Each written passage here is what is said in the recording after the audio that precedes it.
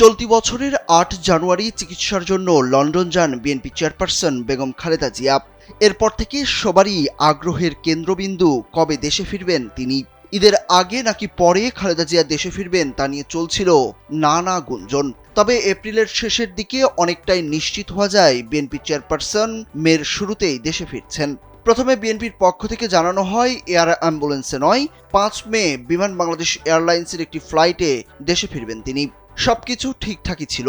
তবে শনিবার দিবাগত রাতে বিএনপি চেয়ারপারসনের মিডিয়া উইংসের সদস্য সাইরুল কবির খান নিশ্চিত করেন কাতারের আমিরের বিশেষ এয়ার অ্যাম্বুলেন্সেই দেশে ফিরছেন খালেদা জিয়া। সেই সাথে খালেদা জিয়ার দেশে ফেরার তারিখও পরিবর্তন হয়। ৫ মের পরিবর্তে ৬ মে দেশে ফিরবেন খালেদা জিয়া।